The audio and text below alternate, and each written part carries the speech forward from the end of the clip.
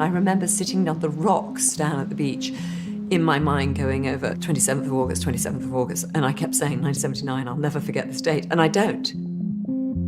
Every year that date comes around, and we remember it. 40 years ago, Lord Mountbatten, the great-uncle of Prince Charles, was blown up at sea by the IRA at Mullaghmore, off the west coast of Ireland. By killing Mountbatten, you sent ripples around the world in a way which no other assassination could have achieved. No member of the British royal family had been murdered by terrorists within living memory. At the time, I could not imagine how we would come to terms with the anguish of such a deep loss. 3 others were killed on the boat, including 2 teenage boys. There was a mighty bang, a huge crack like thunder, and I immediately said, Paul is dead. The day was marked not just by the Mountbatten bomb, but by a second IRA attack that killed 18 British soldiers at Warren Point, across the border in Northern Ireland. The IRA couldn't believe their luck. For the nationalist population, we were monsters. This is the story of that day, told by those directly affected by it. It is hard when you see the wounds that never really got sewn up from that day and that tragedy, and that is hard.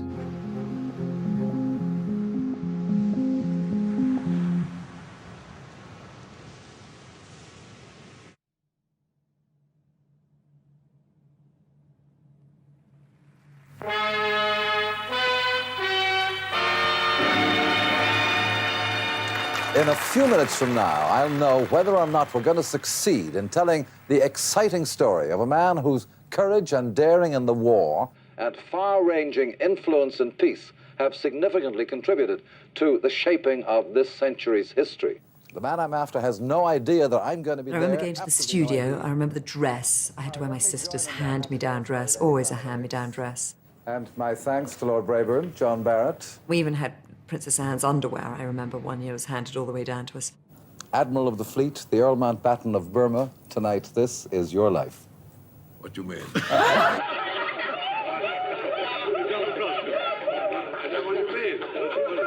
here, we have a whole host of surprises for you.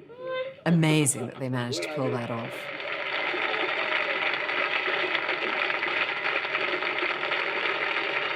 Now, India, that's an unusual name, isn't it? How did you get that? Because my grandfather was the last Viceroy of India. Because my grandfather was the last Viceroy of India.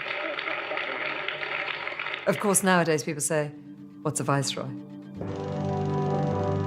As Viceroy, he was the last colonial ruler of India. He was also Admiral of the Fleet, second cousin of the Queen, and mentor to the Prince of Wales. The Earl Mountbatten of Burma was for half a century one of Britain's leading public figures. Can you bear having hot milk in it, or would you rather not have milk in it? In retirement, he spent more time with his family, but he still enjoyed the public spotlight so much that he allowed an ITV crew to record his annual summer holiday in Ireland, even if it meant compromising the family's privacy. Every Easter, every summer, every Christmas, every single holiday, we were together with our natural cousins. 1, 2, 3, whoopsie! Classy-Born was always in the summer, a month in August. Yes, twins, where are the twins?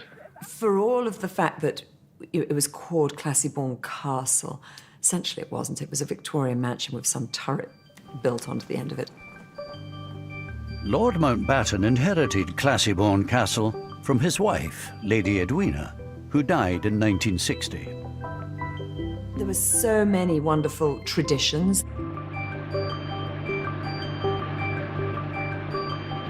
The heart of the holiday was going out on the boat. I would go a lot on the boat. We all did. Come on. The building of the dams, that was absolutely a tradition and taken very seriously. Everybody knew what they had to do. Give it to me, I say. Listen, you start, make the hole here. There it is, see?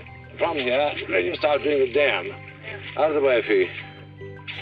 You see, he was admiraling, wasn't he? No, put it this way. Go on, do as I tell. Do as you're told. Yes, I did. There we are. There you are. It would be hard to be chief of combined operations and then not be in charge of the family dam. Let's face it. The Mountbattens were generally viewed by the locals as benevolent, well-meaning, helpful people who it was nice to have around. The neighbourhood benefited as a result of their presence. Each summer, the Mountbattens would take up residence at Classybourne Castle, overlooking the pretty fishing village of Mullaghmore. The family's visits brought a touch of glamour. I remember sitting on the rocks down at the beach, in my mind going over 27th of August, 27th of August, and I kept saying 1979, I'll never forget this date, and I don't. Every year that date comes around, and we remember it. 40 years ago, Lord Mountbatten, the great-uncle of Prince Charles, was blown up at sea by the IRA at Mullaghmore off the west coast of Ireland. By killing Mountbatten, you sent ripples around the world in a way which no other assassination could have achieved. No member of the British royal family had been murdered by terrorists within living memory. At the time, I could not imagine how we would come to terms with the anguish of such a deep loss. 3 others were killed on the boat, including 2 teenage boys. There was a mighty bang, a huge crack like thunder, and I immediately said, Paul is dead. The day was marked not just by the Mountbatten bomb, but by a second IRA attack that killed 18 British soldiers at Warren Point across the border in Northern Ireland. The IRA couldn't believe their luck. For the nationalist population, we were monsters. This is the story of that day, told by those directly affected by it. It is hard when you see the wounds that never really got sewn up from that day and that tragedy, and that is hard.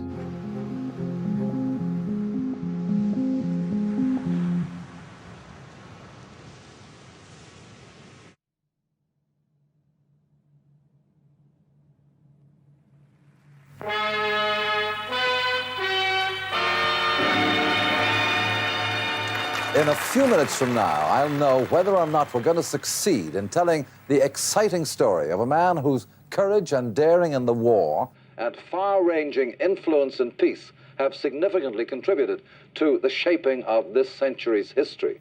The man I'm after has no idea that I'm going to be there. I remember going to the studio. I remember the dress. I had to wear my sister's hand-me-down dress, always a hand-me-down dress. And my thanks to Lord Brabourne, John Barrett. We even had Princess Anne's underwear, I remember one year was handed all the way down to us. Admiral of the Fleet, the Earl Mountbatten of Burma, tonight this is your life. What do you mean? I know what you mean. Inside here, we have a whole host of surprises for you. Amazing that they managed to pull that off.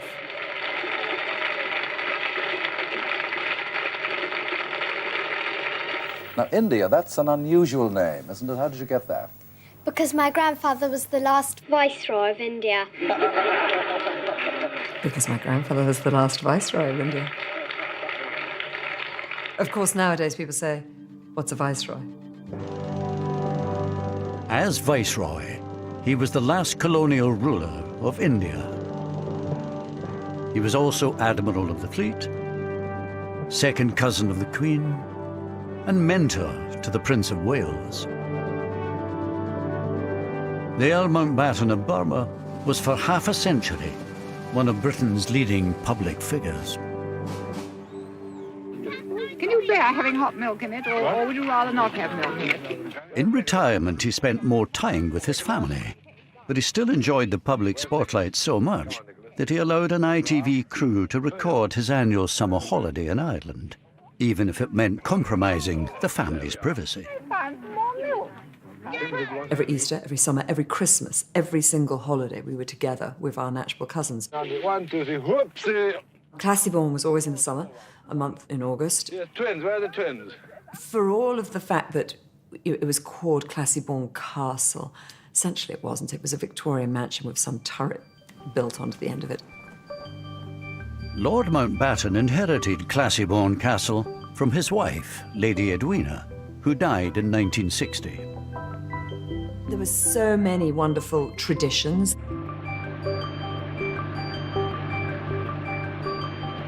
The heart of the holiday was going out on the boat. I would go a lot on the boat. We all did. The building of the dams, that was absolutely a tradition and taken very seriously. Everybody knew what they had to do. Give it to me, I shall. Listen, you start, make the hole here. There it is, see? From here, then you start doing the dam. Out of the way, Fee. You see, he was admiraling, wasn't he? No, put it this way. Go on, do as you're told. Do as you're told. Yes, I did. There we are. There you are. It would be hard to be chief of combined operations and then not be in charge of the family dam. Let's face it. The Mountbattens were generally viewed by the locals as benevolent, well-meaning, helpful people who it was nice to have around. The neighbourhood benefited as a result of their presence. Each summer, the Mountbattens would take up residence at Classieborne Castle, overlooking the pretty fishing village of Mullaghmore. The family's visits brought a touch of glamour and jobs for the locals. This photograph here was in the dining room of Classieborne at a dinner. That's just me there. When you look back so many years ago, it's now 40 years, you can always say the memories of them are happy ones. And that's the most important thing of all. Do you remember this mother? Lord Louis gave you this book. Yeah. To Mrs. Barry, with grateful appreciation, Mountbatten of Burma, Classieborne Castle, August 1978. And it was Barbara Carson's book of useless information. So my mother treasures that very much. I think that's the last thing he gave to her.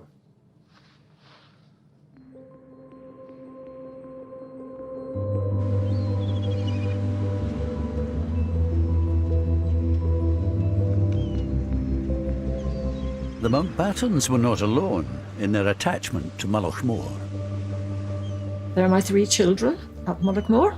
That was Paul and his 2 sisters.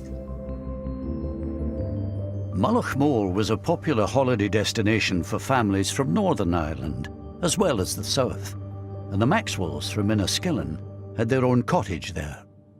We went down there during the summer holidays for 2 months every year, and the children enjoyed it immensely. I particularly like this one with Paul. That summer, 15-year-old Paul Maxwell landed his dream job looking after Lord Mountbatten's boat, Shadow 5. I think they had a nice relationship. Paul would sometimes stay on the boat afterwards with Mountbatten and they would talk. And he told Paul about going into the Navy. And he said, you know, I went into the Navy when I was 12 years old. And I saw active service when I was 16. And Paul said to him, were you not frightened, my lord? And he said, yes, but you didn't show it. And you can see Classieborne in the background there, in the distance. Classieborne itself had been a fairly early example of what you might call sort of English colonisation, in a sense that quite clearly they were intruders. The Irish obviously resented Britain as such and wanted us out. The Mountbatten summer retreat was in County Sligo, in the Republic of Ireland. Mullaghmore was only 13 miles from the border with Northern Ireland, where in 1969 a bloody conflict broke out.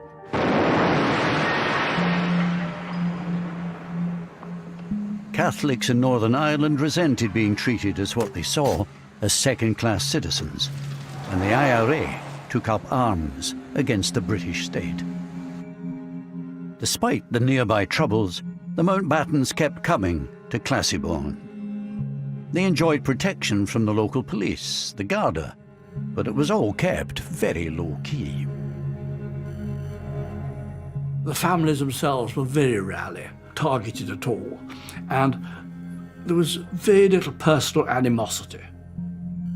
But I don't believe the Garda, more than anybody else, believed that actually there was a serious threat. Judging the appropriate level of security for the Mountbattens was a tough call. My grandfather was very keen not to have the intrusion of an overly protective force around, which is funny when you think that on the mountainside there was a big painted sign, Brits, go home. You arrive for your summer holiday and that's the welcome. A reminder that while the fishing village of Mullaghmore itself may have welcomed the Mountbattens, County Sligo had deep roots in the Republican movement. Mountbatten would have been seen by people in the IRA leadership as a cultural icon of the British establishment. Anthony McIntyre joined the IRA in Belfast in 1973. He wanted to get the Brits out and create a united Ireland. Although he later fell out with the IRA, he understood their mindset at the time.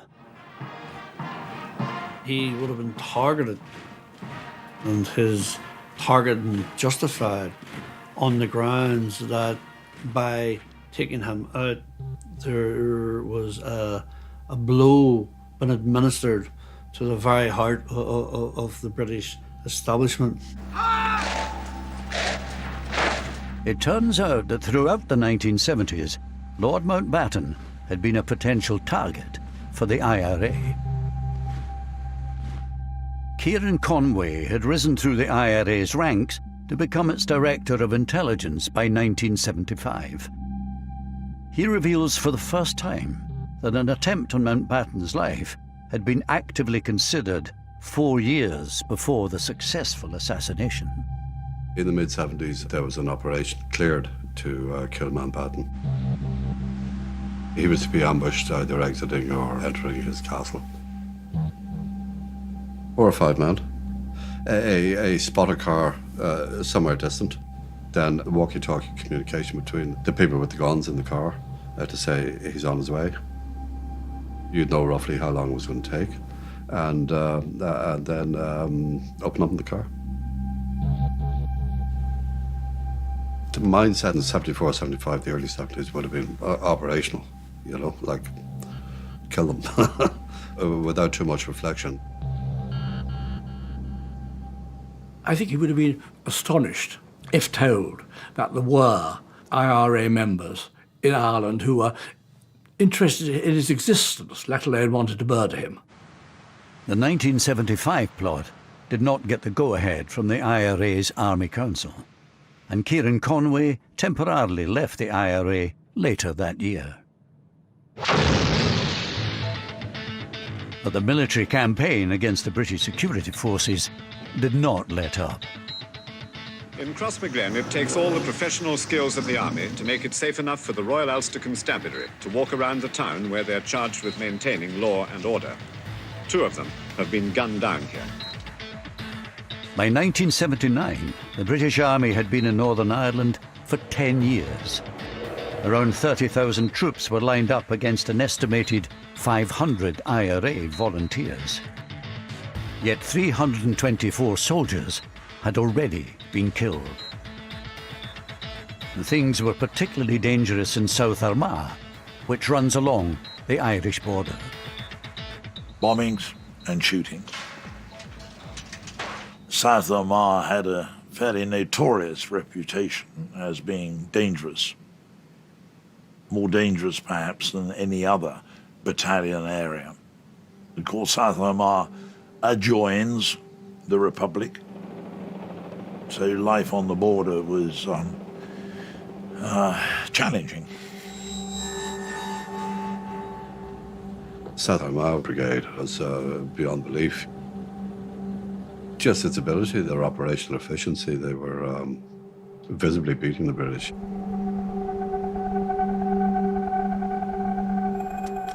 In the summer of 1979, the South Armagh Brigade was plotting two of the most ambitious attacks of the IRA's campaign so far. One in Warren Point, the other just south of the border in Mullaghmore. There, during the night of the 26th of August, the IRA planted a remote-controlled 50-pound bomb on Lord Mountbatten's boat, Shadow 5, sitting unguarded in the harbour.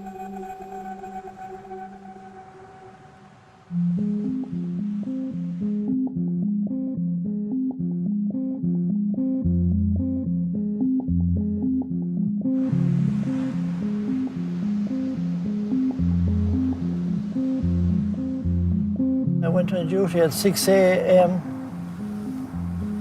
up at the castle here. 9 to 9:30, Lord Mountbatten and his family came out from the castle and informed us that they were going down to the pier. So we got into a patrol car and we escorted them. In this unique photograph taken just 24 hours earlier, showing the family and staff outside Classybone, all the members of Lord Mountbatten's boat party are present. His son-in-law, Lord Brabourne, and his daughter Patricia, their 14-year-old twin sons, Timothy and Nicholas Natchbull, and their 83-year-old grandmother, Doreen, the Lady Dowager. The only non-family member on board was the 15-year-old Northern Irish boat boy, Paul Maxwell.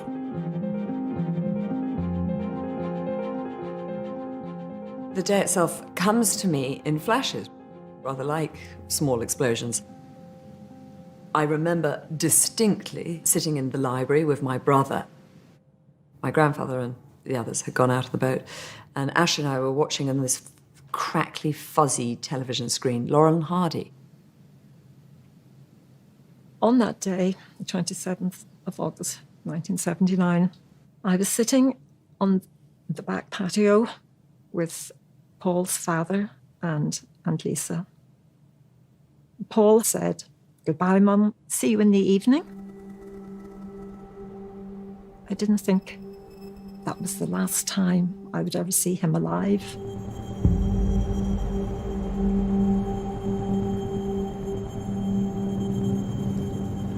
Beautiful morning it was, sun was shining. They left Mullaghmore Pier and travelled out to where they had some lobster pots.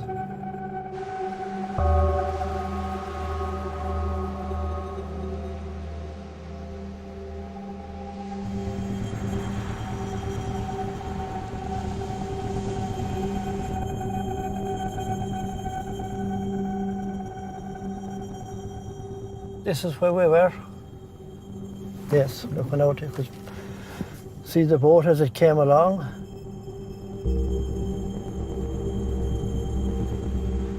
Dennis Devlin was a 15-year-old whose family came to Mullaghmore every summer. Their caravan was parked just off the coastal road. I seen his boat and I recognised it. Well, there's a green with a white cab and I just recognised it was his boat. As they come in, I could hear them talking among themselves. As the boat pulled up, I remember the young fella over the side of the boat pulling in the lobster pot and slowly pulled it in. The boat had turned round towards me and I was just watching it and I knew it was Lord Mountbatten's boat. The next thing, everything was spewing up into the air. Everything just rose up and I knew it was an explosion. Suddenly there was a flash of light and a loud bang, and you could see the boat had just disintegrated. It was obvious that a bomb had gone off. There was a mighty bang, a huge crack like thunder. And I immediately said, Paul is dead. And I knew he was dead because I felt a part of me go.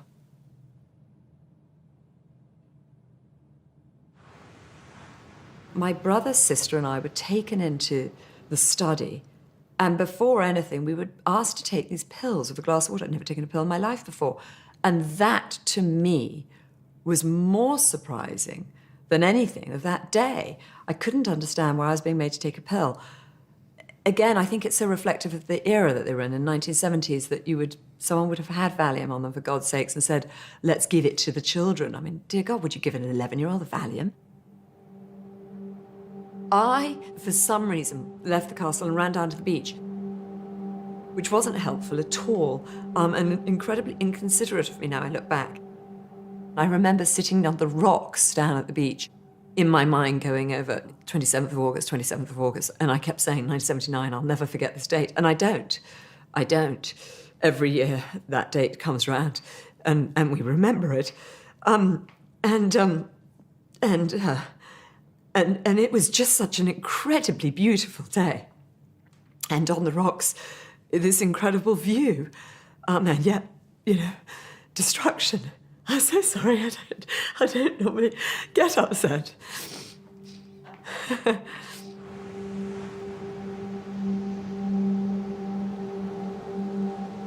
remember it very vividly, every moment of it, really, from the very start to the very end of the day, and I think I'll always remember it. Lord Mountbatten's boat had exploded. So immediately I got two friends and we went out on the boat to see what we could do. And we arrived there, and those other boats that were in the near vicinity, they were already lifting the survivors.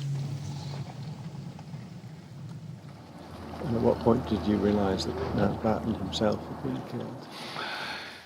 I think when we actually took him from the boat that he'd been brought ashore in and brought him to the ambulance, that's the first that I realised that he had actually been one of the fatalities. He was one of the first who was actually taken ashore.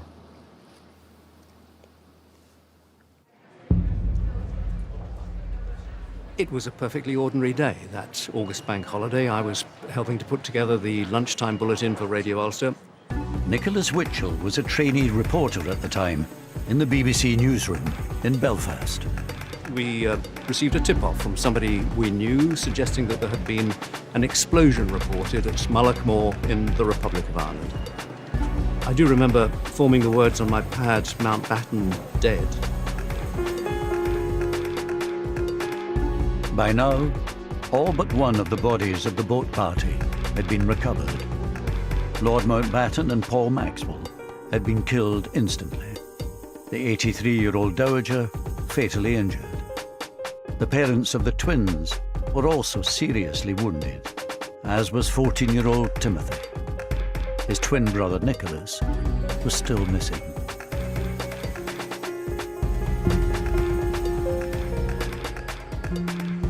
You could see this beautiful blue azure sea just off to the north end of the little peninsula which Mullaghmore is. We could see a lot of debris, the splinters of wood. It was fine debris, quite fine debris it was.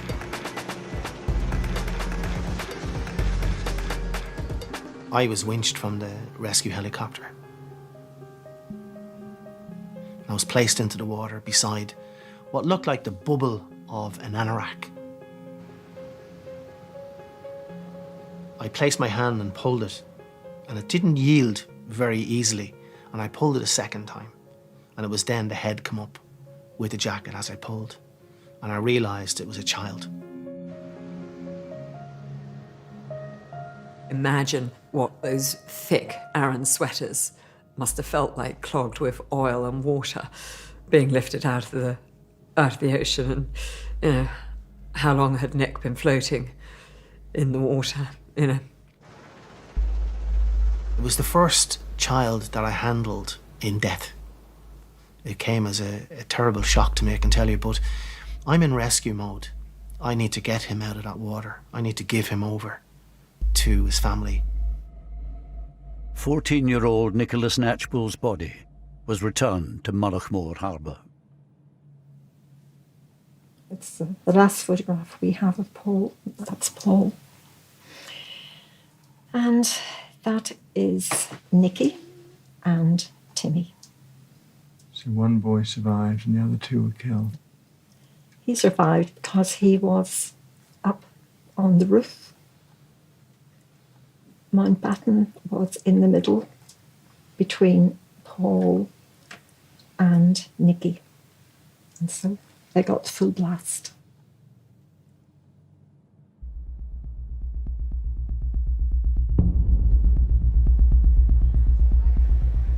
Later that afternoon, I had a phone call from a contact I knew within the Republican movement who asked, most unusually, to drive up to the Falls Road to meet him.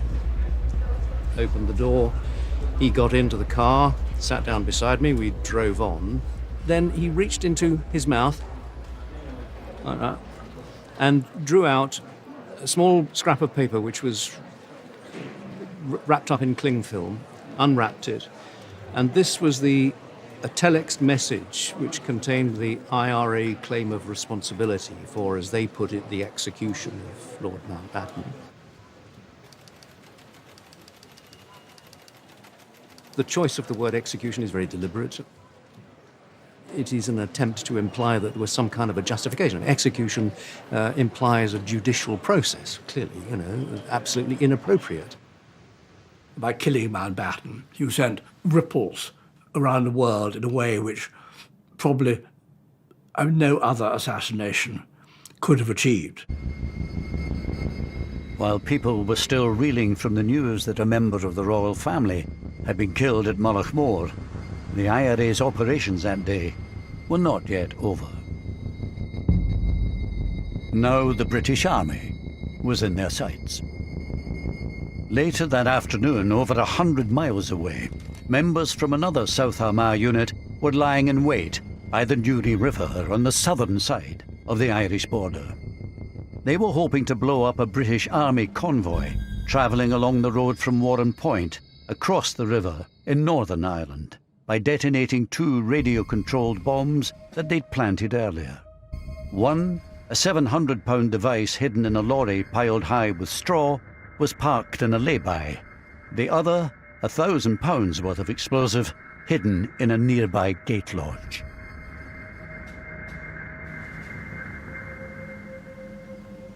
Travelling down, I remember messing about with a car behind us. Tom Caughey was a local boy from Newtonards who had joined a parachute regiment at 18, as his father had before him. That day, he was a passenger in the lead vehicle of the 2-truck convoy. We had a packed lunch and we had oranges and we made little teeth out of the orange, and there was a car with a lady and kids in it. And we were smiling at them, that type of banter. 10 minutes later, we were blown up.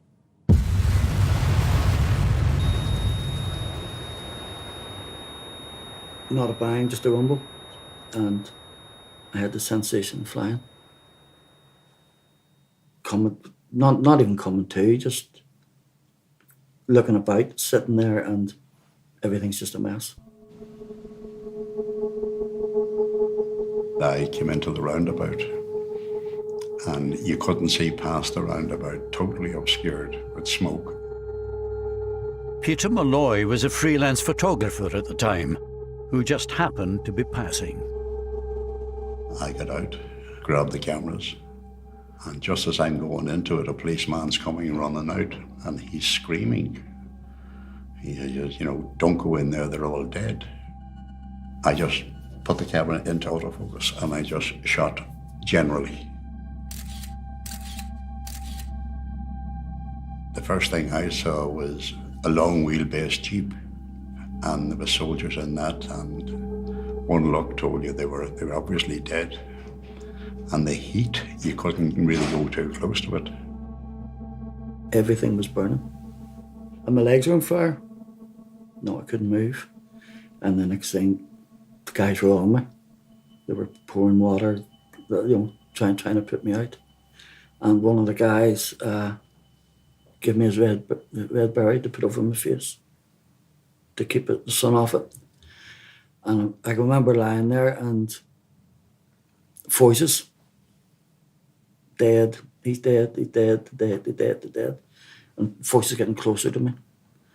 And whether I imagined this or whether, I don't know, but I vividly remembered. I remember saying, I'm not dead. And taking the berry off, it was like a roll call of the dead. 7 of the 9 paras travelling in the first truck had been killed. Tom Coche, along with his friend Paul Burns, were the only survivors. But the carnage didn't end there. A very fine English voice shouted, there could be a second bomb. Take hard cover. And they all went over towards the gate lodge. Across the river, the IRA bombers were lying in wait, ready to detonate the second bomb. They'd predicted correctly where the surviving British troops were likely to regroup. I remember getting put in that chopper and Paul Burns being put in. I remember looking at his face and it was like something out of Tom and Jerry. When the cigar goes off in your mouth and your face is black. And with all little, he was like a straw man, little bits of straw stuck in his face.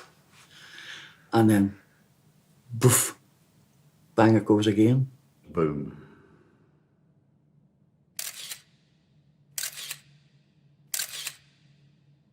I was thrown back and I got up again and it was over. Basically, it was over.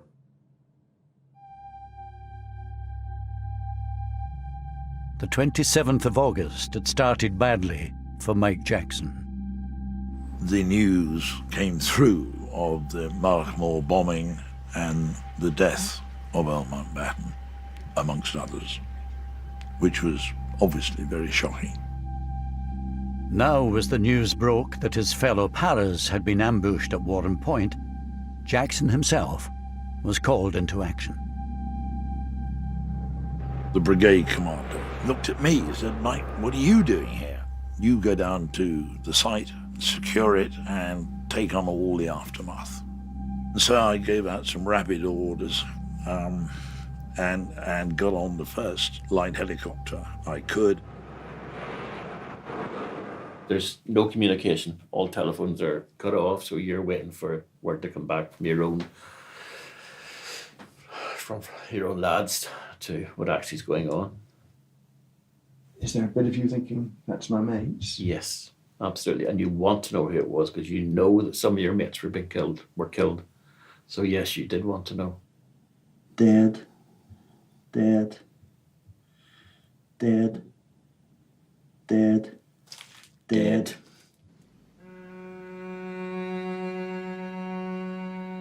A further 11 British soldiers had been killed in the second explosion.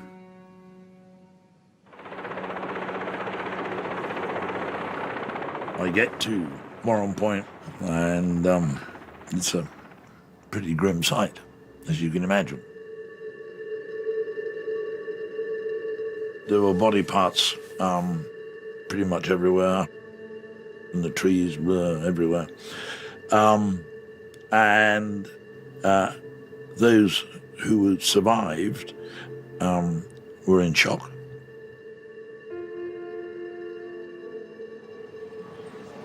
It was absolutely obvious, right from the earliest point, that this was a death toll on an exceptional scale.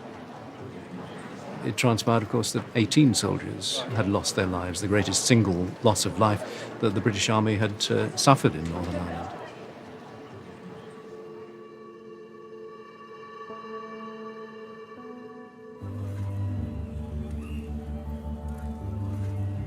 Theirs were not the only lives lost that afternoon at Warren Point. Barry Hudson had been getting ready to go to work at the family's funfair business in Omeath, on the southern side of the border. He had been joined that summer by his 29-year-old cousin from England, Bill. All of a sudden, we heard this thump, right? And I remember Bill saying, "Oh, what was that?" And I said, "It sounded like a bomb." He said to me, "Could you bring me down? Let me have a look."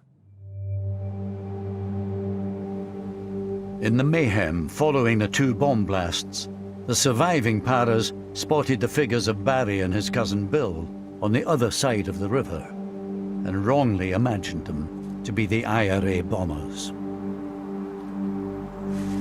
I could see the lorry burning, one with the hay on it. For a time you could see the soldiers coming in along the road there in the jeeps. You could see the red berries and that, you know, and I heard the ground being struck. And then I felt my arm like a stone hitting it. I thought it was something, a stone maybe or whatever. And it was bleeding. And then there was more. So I turned and Bill was standing over there. The car was just parked up there and he was standing to the right, we'll say. And I shouted at him then to get down. And then you could hear more guns and branches cracking and that. So I ran like hell. And zigzagged up that lane.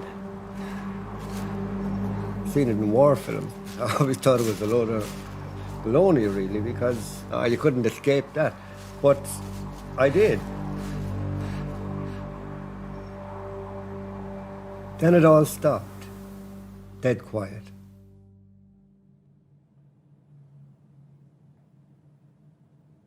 So after about a minute or two, I thought my cousin should be coming up now. I just thought he'd get up and come back up. I looked around the corner and I seen him lying on his back and blood, a lot of blood. And I ran down to the car. I knew when I seen him, it's nothing anyone can do for him. The lad that pulled the trigger, I'm sure he was shell-shocked. Didn't enter his head for one instant, not to pull that trigger. And I think we would all have done the exact same thing in that situation. It was left to Barry to report the tragic news to Bill's father. Ironically, Bill Sr. worked in Buckingham Palace as one of the Queen's coachmen. I said, "Oh, terrible news, Uncle." I said, "Bill's dead." "Oh, dead? Huh? What happened? How'd he dead?" And I said, "He got shot." I said, "How'd he get shot?" Terrible. Terrible. Just one of the worst moments of my life, actually. Something I wouldn't want anyone to have to do. The army later acknowledged that Bill Hudson was an innocent civilian, mistakenly killed.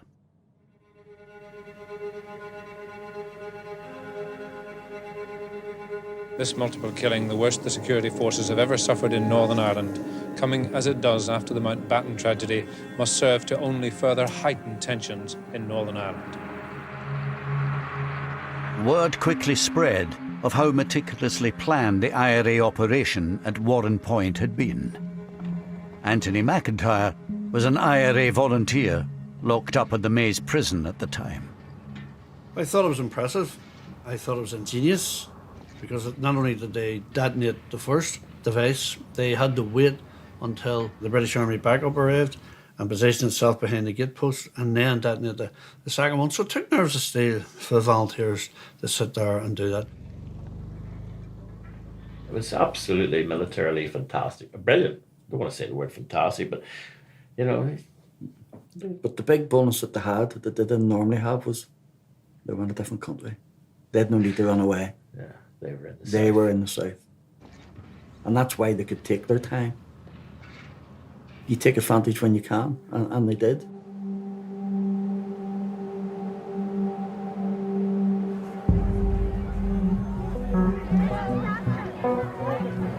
Will you please stand still and I will move? The attacks on Lord Mountbatten and the British soldiers made a deep impression on Mrs. Thatcher, who had been Prime Minister for only 4 months. Within 36 hours, she landed in Northern Ireland on an unscheduled visit to investigate what had happened and to offer reassurance. When she went to Northern Ireland, I remember the walkabout in the shopping mall, which I thought was an extremely brave thing to do. Not because there was much risk of being shot in that environment, but simply because there would be a lot of people in the shopping mall who didn't like her very much.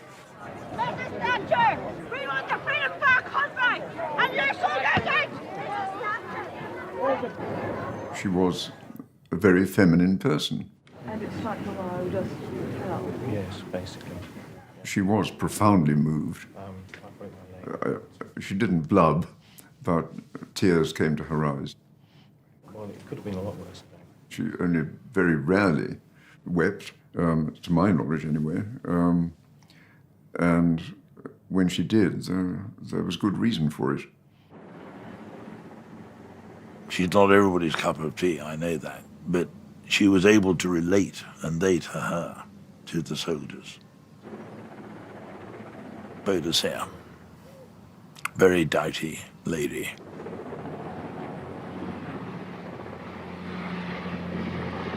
I think in terms of significance for Margaret Thatcher, knowing as we do what we do about her personality, I'm sure that it actually made her even more determined to resist.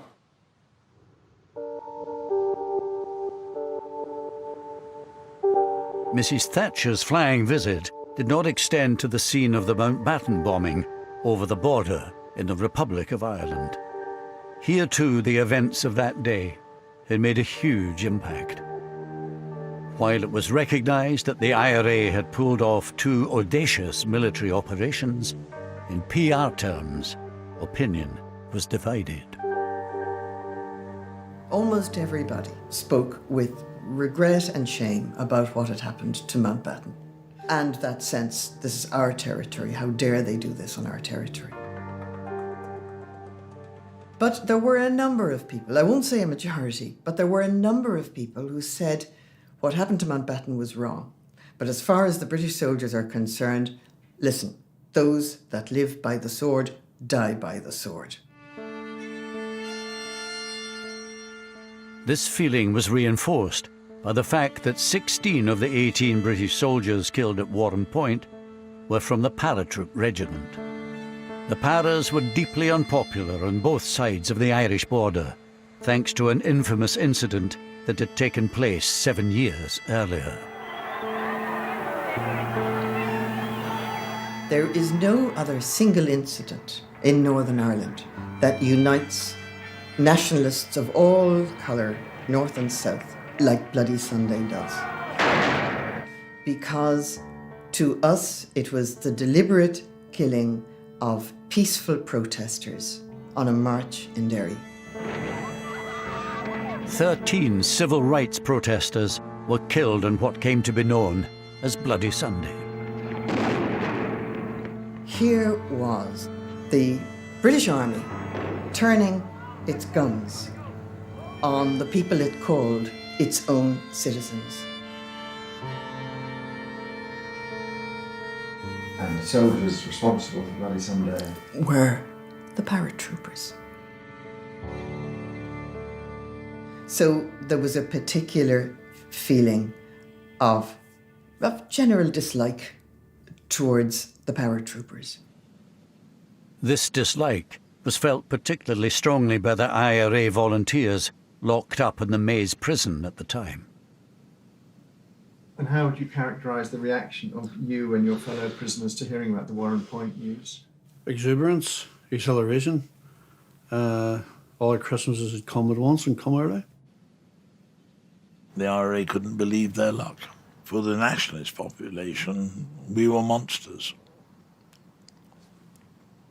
We were quite ruthless, quite callous, quite indifferent to the suffering of the relatives, and found the parachute regiment absolutely anathema. They were celebrating, and of course they were. And, you know, they had a good day. And doubly good in the sense, you know, with the memory of, for them, the memory of Bloody Sunday. Yeah, of course, yeah. Yeah, what's where the old saying come out, you know, 13 dead, not forgotten. We got 18 on Mountbatten. There's a quote for you. Very good.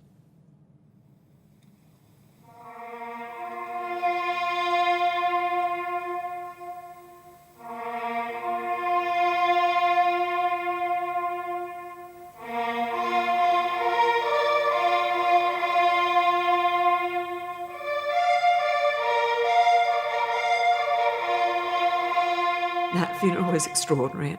I think my grandfather had masterminded every moment of it, understandably, and it ran to perfection. The whole family of Europe seems to be here. Lord Mountbatten's state funeral, the largest of its kind since Winston Churchill's, provided a vivid reminder of the personal nature of the blow dealt to the royal family.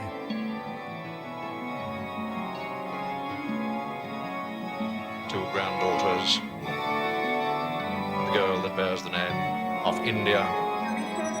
We know my grandfather's murder was a complete shock and very devastating to the Prince of Wales because he fulfilled a role, and that role was then taken away. So I think he probably felt that more than most, the loss of my grandfather's murder, and in such a brutal way.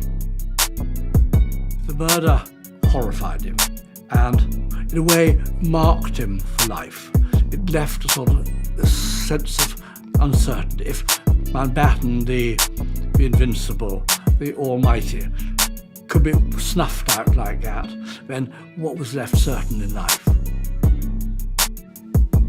Within a week of the funeral, 11-year-old India found herself sent off to Gordonston, the boarding school in the north of Scotland. Here she was given a painful reminder of the very public nature of her grandfather's death. I remember feeling desperately lonely, going off to boarding school without my mother. And the first night, someone, after lights out, saying a joke.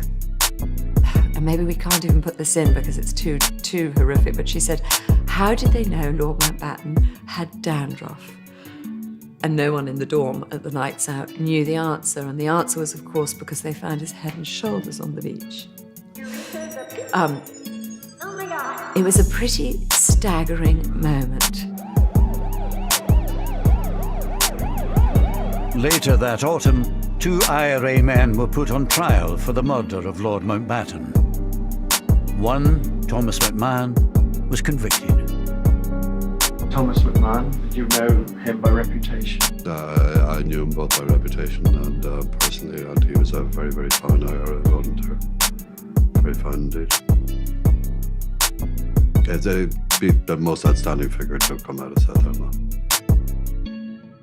Thomas McMahon was sentenced to life in prison, but no one higher up in the IRA leadership chain was ever held to account for the bomb.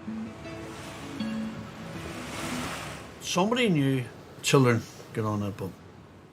Not necessarily the guys who put the bomb on or the guys who made the bomb, but the people who planned it certainly knew about the children. And if they knew about the children and were quite prepared to go ahead and to sacrifice their lives in order to get Mountbatten, then it's a war crime. Although Anthony McIntyre has since fallen out with the IRA, back in 1979, he was still very much an insider.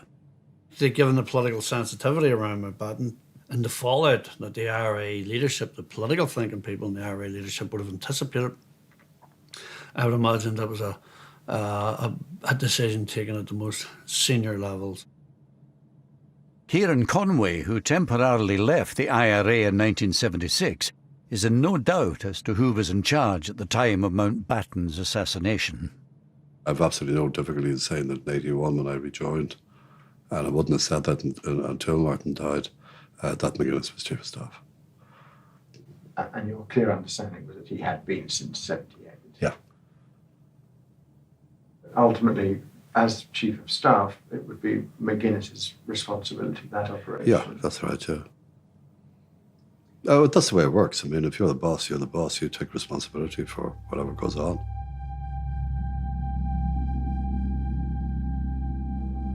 Meanwhile, no one was ever put on trial for the bombs at Warren Point, let alone convicted, despite the arrest on the day itself of 2 IRA suspects near the scene of the carnage.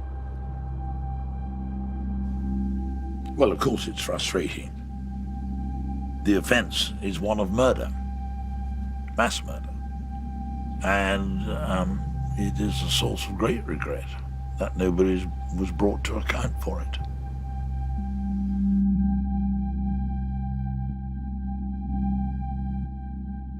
In these past few days, the irresistible force, the political will, has met the immovable object, the legacy of the past, and it has actually moved it. It took another 20 years after the Mountbatten and Warren Point killings, but peace was finally established in Northern Ireland by the British and Irish governments at the Good Friday Agreement in 1998. This agreement is good for the people of Ireland, North and South. As part of the peace process, the IRA's prisoners were released, including Thomas McMahon, the sole IRA member convicted of the killings.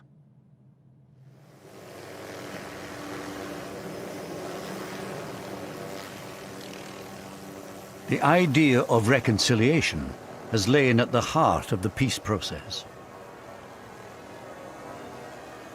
And there we get a first glimpse of the Queen.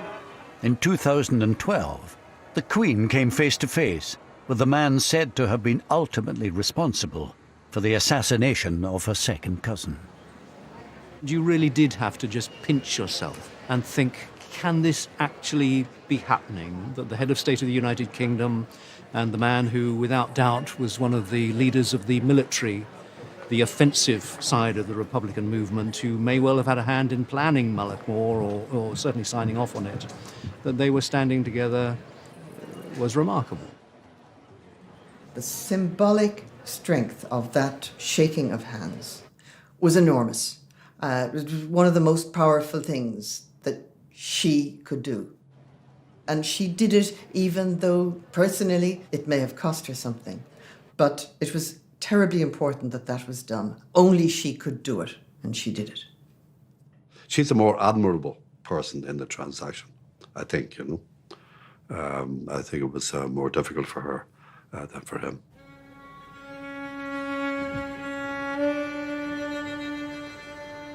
Like mother, like son. 3 years later, the Prince of Wales made his own gesture of reconciliation. The events of 1979 had come as a double blow to him. He was Colonel-in-Chief of the Parachute Regiment, which had lost 16 of the 18 soldiers killed at Warren Point. And at Mullaghmore, he'd also lost the mentor who meant so much to him. At the time, I could not imagine how we would come to terms with the anguish of such a deep loss, since for me, Lord Mountbatten represented the grandfather I never had.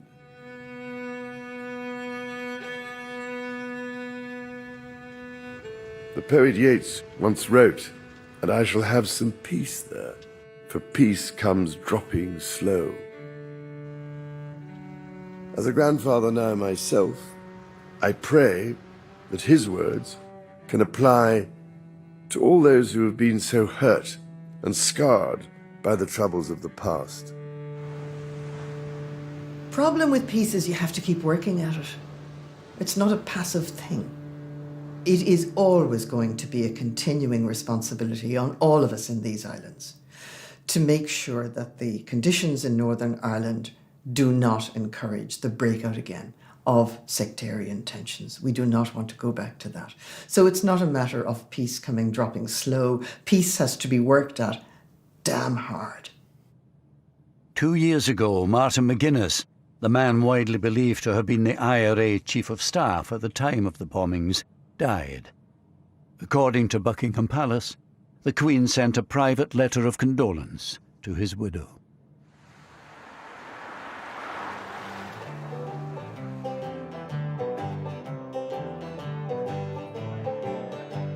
Today, for the most part, normal life has returned on both sides of the Irish border. But the sense of shame in the village of Mullaghmore lives on, especially among those who'd had close ties to the Mountbattens. There was a terrible sense of shock in this village and disbelief. And there was a dark cloud over the area, over the village for years after. People didn't talk about it. They did in their own houses, hushed, talked about it, but not out in the open. People felt so bad about what had happened and embarrassed about it. As with the town, so with the individuals themselves. They too are still struggling to come to terms with the tragic events of 40 years ago. I never took another picture since. It was 40 years ago. Why did you never take another photograph? I just couldn't face it. I was literally shaking. I watched the firemen and I thought that's what I should have been doing. And the following week, I applied and I joined the fire service then. Loved it. Loved it. I see that young boy's face over and over, and it doesn't go away, and it doesn't get any more blurred as it did from 1979 to today, because I can still see it. I'm okay with all that because I brought that kid home.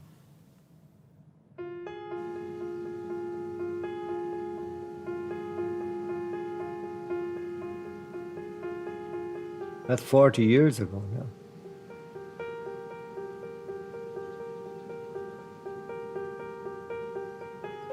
It hasn't been one day, I'm sure, that it hasn't crossed my mind.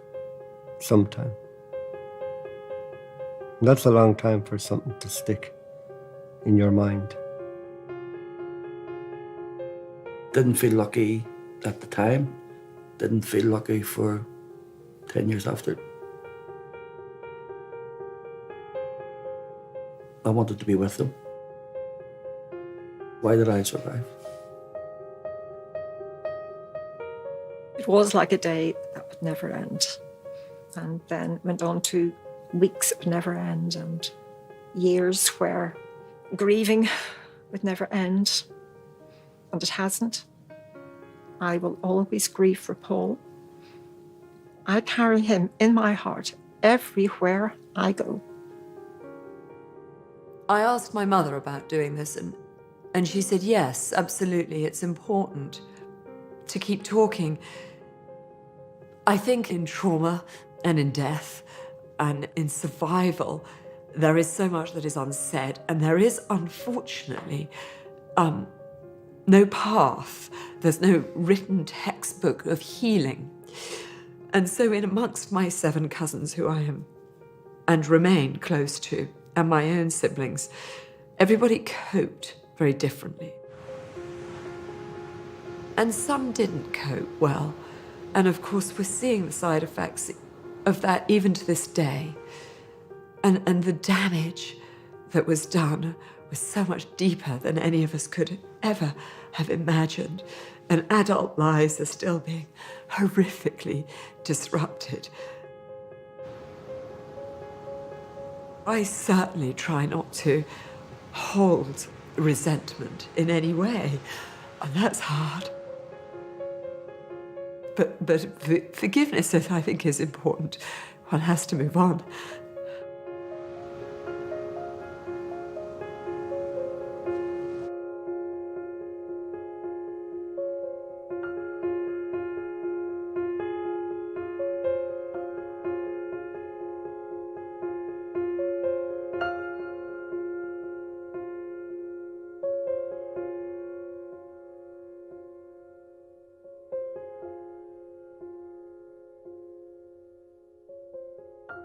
profession and taken very seriously.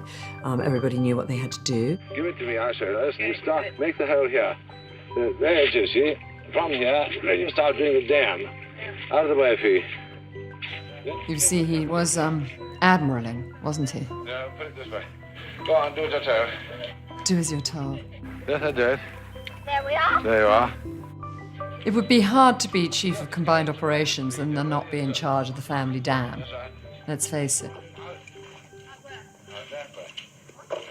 The Mountbattens were generally viewed by the locals as benevolent, well-meaning, helpful people who it was nice to have around. The neighbourhood benefited as a result of their presence. Each summer, the Mountbattens would take up residence at Classybourne Castle, overlooking the pretty fishing village of Mullaghmore. The family's visits brought a touch of glamour